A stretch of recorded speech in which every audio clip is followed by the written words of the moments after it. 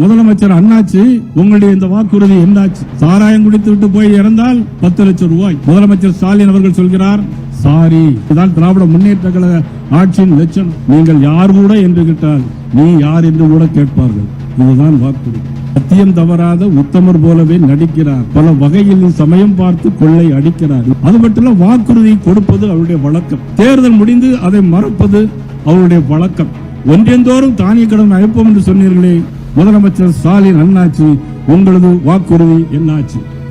183 பகுதி நேர ஆசிரியர்கள் அனைவருக்கும் பணி நிரந்தரம் செய்யும் என்று சொன்னீர்களே முதல்வர் ஸ்டாலின் அண்ணாச்சி, உங்களுடைய வாக்குறுதி என்னாச்சு? இன்னும் சொல்லிக்கொண்டே போனால் இன்னும் 400 வாக்குறுதிகளை சொல்லிக்கொண்டே போகலாம். அது மட்டும் வாக்குறுதி கொடுப்பது அவருடைய வழக்கம். தேர்தல் முடிந்து அதை மறப்பது அவருடைய வழக்கம். வாக்குறுதி கொடுப்பது அவருடைய வழக்கம்.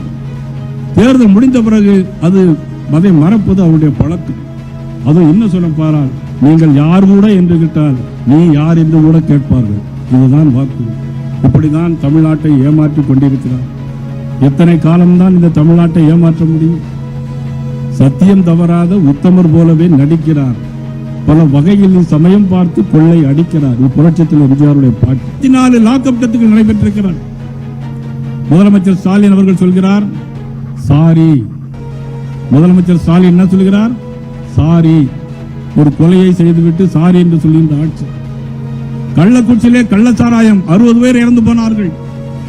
சாராயம் குடித்து விட்டு போய் இறந்தால் 10 லட்சம் ரூபாய். இதுதான் திராவிட முன்னேற்ற கழக ஆட்சியின் லட்சணம். திமுக ஆட்சி அது குடும்ப ஆட்சி.